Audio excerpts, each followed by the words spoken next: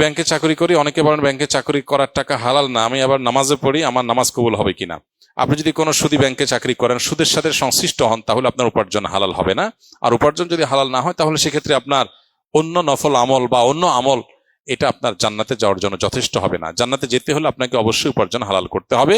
লা ইয়াদখুলুল জান্নাতা জাসাদুন গুযিয়া বিল হারাম, এই রেওয়ায়েতটাই বিভিন্ন ভাষায় বিভিন্ন হাদিসে এসেছে। কোনটার ভাষ্যটা বিশুদ্ধ সূত্রে বর্ণিত হয়নি, তবে বিভিন্ন হাদিসের আলোকে এটা সুপ্রমাণিত যে শরীর হারাম দ্বারা গঠিত হয়েছে, যে গোশত হারাম দ্বারা গঠিত হয়েছে, সেটা জান্নাতে প্রবেশ করবে না। নবী সাল্লাল্লাহু আলাইহি ওয়াসাল্লাম পরিষ্কারভাবে বলেছেন, অনেক দূর থেকে একজন এসে কাবা তওয়াফ করে, দোয়া করে, আল্লাহর কাছে দুহাত তোলে, কাবা শরীফকে সামনে রেখে চোখের পানি ফেলে অনেক কষ্ট করে সফর করে আসে, কিন্তু তার দোয়া কবুল হয় না। কেন? কারণ তার শরীর, তার কাপড় চোপড়, সম্পদ সহায় এগুলো হারাম দ্বারা গঠিত হয়েছে। এই জন্য ব্যাংকে, যদি ব্যাংকে আপনি চাকরি করছেন, সুদের কারবারের সাথে জড়িত আছেন, নবী সাল্লাল্লাহু আলাইহি ওয়াসাল্লাম বলেছেন, লাআনাল্লাহু আকালার রিবা ওয়া মাকালাহু ওয়া কাতিবাহু ওয়া শাহিদাইহি, সুদের দাতা, সুদ গ্রহীতা, সুদের লেখক, সুদের সাক্ষী, সুদের সাথে সরাসরি সংশ্লিষ্ট যত মানুষ আছে, এই সবার উপর আল্লাহ তাআলা লানত বর্ষিত হয়। সেজন্য আপনার হারাম উপার্জন ছেড়ে হালাল উপার্জনের দিকে আপনাকে আসার চেষ্টা করতে হবে। কাউকে টাকা ধার দেওয়া নেওয়ার ইসলামী বিধান কি? শরিয়া দৃষ্টিকোণ থেকে টাকা ধার নেওয়া, কারোর কাছ থেকে ঋণ নেওয়া, এটা জায়েজ আছে যদি কারোর প্রয়োজন হয়। খোদ নবী করিম সাল্লাল্লাহু আলাইহি ওয়াসাল্লাম ঋণ গ্রহণ করেছেন। সাহাবীদের মধ্যে ঋণ গ্রহণ করা, দেওয়া এগুলোর প্রচলন ছিল। অতএব কারোর প্রয়োজন হলে ঋণ গ্রহণ করতে কারোর কাছ থেকে কোনো অসুবিধা নেই। তবে ঋণ হতে হবে প্রয়োজনের প্রেক্ষিতে। যেন তেন কারণে একান্ত প্রয়োজন না হলে মানুষের কাছ থেকে ঋণ নেওয়া এটা খুব ভালো কোনো কাজ না। মানুষের কাছে ঋণের জন্য হলেও যে হাত পাতা হয়, চাওয়া হয়, সে চাওয়াটা হবে একান্ত প্রয়োজনের প্রেক্ষিতে। যদিও এটা তার কাছ থেকে দান বা দক্ষিণা চাওয়া নয়, বরং ঋণ চাওয়া, কিন্তু তারপরও সেটা যখন প্রয়োজন হবে তখনই চাওয়া উচিত।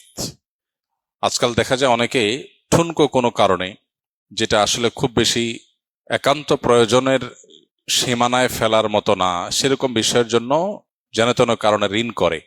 অতএব জরুরতের ভিত্তিতে কোনো প্রয়োজনের প্রেক্ষিতে ঋণ গ্রহণ করা, ঋণ নেওয়া এটা জায়েজ আছে। তবে তার জন্য শর্ত হলো সুদ মুক্ত ঋণ নেওয়া, এবং সেই সাথে শর্ত হলো ঋণ আদায়ে সদিচ্ছা থাকতে হবে। আজকাল অনেকে ঋণ নেন কিন্তু আদায় করার ব্যাপারে সদিচ্ছা নাই। কারোর কাছ থেকে সরাসরি চাইতে অসুবিধা, সেজন্য ঋণের কথা বলে চান, ওনার নিয়ত হলো দিবেন না, যে তার অনেক আছে, ডাইরেক্ট চাই কিভাবে, এই জন্য ঋণের কথা বলে চাই। অর্থাৎ ঋণ নেওয়ার সময় নিয়তি হলো যে এটা আর ফেরত দেব না। তো এইরকম উদ্দেশ্যে যদি ঋণ গ্রহণ করা হয় তাহলে সেটা জায়েজ নাই। পরিশোধ করার পাক্কা এরাদা আছে, নিয়ত আছে, প্ল্যান পরিকল্পনা আছে, এবং সুদভিত্তিক কোনো ঋণ নিচ্ছেন না, এরকম যদি হয় তাহলে সেক্ষেত্রে একান্ত জরুরতের প্রেক্ষিতে ঋণ গ্রহণ করা জায়েজ আছে। আর যিনি ঋণ দিবেন তার জন্য এটা সর্বাবস্থায় প্রশংসনীয়। বিশেষ করে কাউকে যদি ঋণ দেওয়ার মাধ্যমে তার কোনো বিপদ দূর হয়, তার কোনো কষ্ট দূর হয়, তার কোনো বিশেষ উপকার হয়, তাহলে সেক্ষেত্রে ঋণ দেওয়াটা এটা অত্যন্ত ফজিলতপূর্ণ একটি কাজ। অনেক উলামা একরাম ঋণ দেওয়াটাকে মুস্তাহাব বলেছেন। বিশেষ করে কোনো কোনো ক্ষেত্রে দান করার চাইতেও ঋণ দেওয়ার সওয়াবের পরিমাণ বেশি বিভিন্ন হাদিসে বর্ণিত হয়েছে। এখন প্রশ্ন উঠতে পারে, দানের ক্ষেত্রে তো একটা মানুষকে পুরোপুরি দিয়ে দেওয়া হয়, আর ঋণের ক্ষেত্রে তো পুরোপুরি দেওয়া হয় না, তাহলে পুরোপুরি দিয়ে দিলে তার চাইতে আবার ঋণের ফজিলত, সওয়াব বেশি কিভাবে হতে পারে? এর উত্তর হলো, এটা সব ক্ষেত্রে সাধারণ অর্থে হয়তো প্রযোজ্য না। এর বিভিন্ন ব্যাখ্যা মুহাদ্দিসিন ইকরাম দিয়েছেন। এর ভিতরে একটা প্রসিদ্ধ ব্যাখ্যা হলো, কোনো ব্যক্তিকে দান করা হয়েছে, এই দানটা না হলে তার যে অনেক অসুবিধা হতো এরকম না। এই মতো পরিস্থিতিতে বা এই ধরনের পরিস্থিতিতে যে দান হয়ে থাকে, সেই দানের তুলনায় ওই ঋণের সওয়াব বেশি, যেই ঋণ একটা মানুষের অনেক উপকার করবে, তার অনেক বড় বিপদ থেকে রক্ষা হবে। তাহলে একজনকে আপনি 10, 20, 50, 100 টাকা দান করলেন, এটা না করলেও আসলে তার তেমন কিছু হতো না, এটা নেয়াতে তার উপকার হয়েছে, কিন্তু এমন আহামরি কিছু না। আর এর বিপরীতে একই পরিমাণ টাকা যদি আরেকজনকে ঋণ দেওয়া হয় তাহলে তার বিরাট উপকার হবে।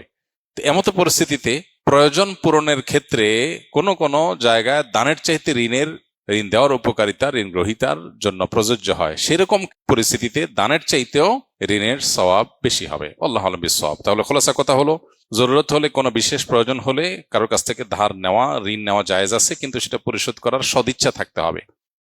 ঋণ দেওয়ার অনেক মানুষের সদিচ্ছা আছে, অনেকে ঋণ দিতে চান কিন্তু ঋণ গ্রহীতারা টালবাহানা করেন, দিতে চান না, ঘোরান।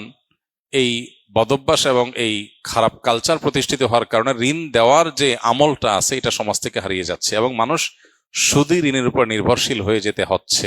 তো এই জন্য যারা ঋণ নিয়ে সেটা টালবাহানা করেন, ঘোরান, দিতে চান না, তারা মূলত সুদকে সমাজে প্রতিষ্ঠা করার ক্ষেত্রে একটা ভূমিকা রাখছেন। ব্যাপারটা অনেকটা এরকম।